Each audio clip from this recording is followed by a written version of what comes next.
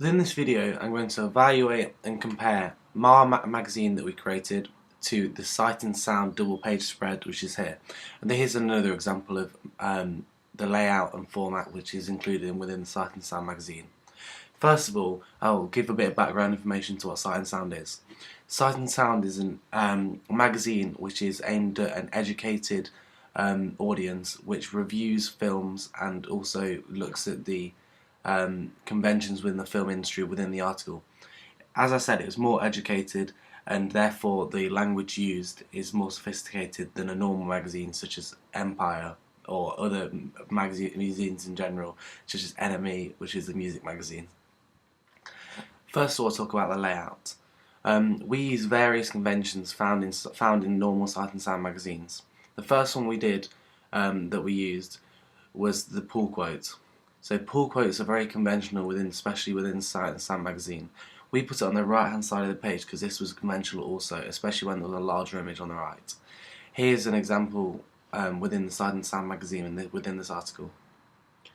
The general layout within Sight and Sound is usually like this. However, sometimes they do have other layouts such as this, which we tended to go for, as we wanted to keep it wanted a one main large image to keep synergy across all three products, including the double page spread and poster ancillary product.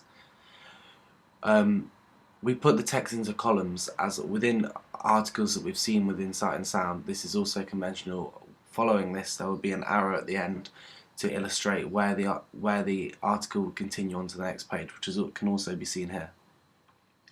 Furthering this, within the left-hand corner of the page, we had the title of our magazine, which is Inside Media, followed by the date and issue number. Here it can be seen here on the Sight and Sound magazine here.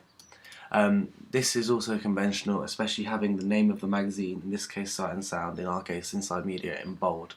We felt this was important as we wanted to follow convention as close as possible. We also had an indented first letter. Rather than being conventional within Sight and Sound, this was conventional in magazine reviews in general, and we wanted to carry that across to our product. In terms of colour scheme, we decided to follow the colour scheme within the three little pull-out bits of quote here, keeping it the same colour as the shed logo, which is on the right-hand side of the page. Also, with this piece of wood, we wanted to create synergy across the two pages so they didn't appear separately and they appeared more together. In terms of media language, in this Sight and Sound article, as well as the interesting visual layout with pictures, also the linguistics used further the interest of the article, especially to the audience which it's aimed at. Sight and Sound aimed at a 26 to 40-year-old audience. However, this audience is niche due to the nature of the magazine. This is the same audience that we aimed our product at. We aimed at this niche audience just because we wanted to attract a different type of audience to each product which we made, as the double page spread is in a different market to the product and poster ancillary itself. When analysing the Sight and Sound article, visually the way the double page spread looks is academic, with the majority of the page taken up by text built around these two images themselves. Both images are dark and show the side of the film starring the main actor. The colour scheme is dual, with grey, a dark blue and white used. The font is Helvetica, well known for its use in independent institutions. When evaluating it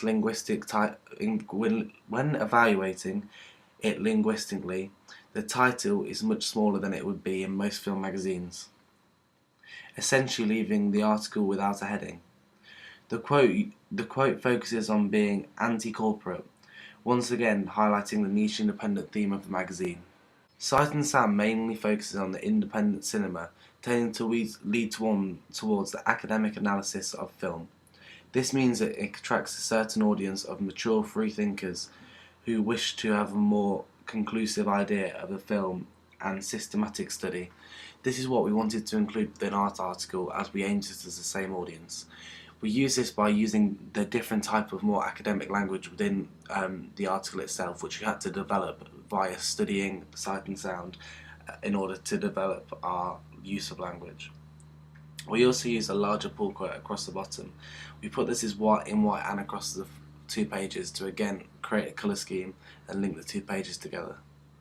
Overall, I think it was very successful, our double page spread. However, for several reasons, we could have changed different things.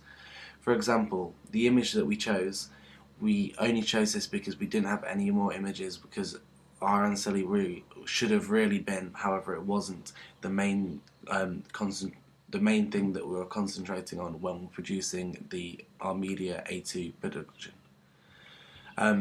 In hindsight, we should have aimed to taken an image that would fit across the two pages, because that's what we wanted to do initially, and we had to change the drafts around to try and get an image that would suit convention and fit onto the right hand side page solely because we couldn't find an image to stretch across the both. However, in the end, in terms of image selected, we believe that the image that we use is quite powerful, as it's Jersey Bud, one of the main stars featured within our documentary, and he's pointing directly at the camera. We believe that this means he's trying to draw the audience in and focus his article on what he's saying. Focus the article on what he's saying directly at the viewer themselves to make it feel more personal.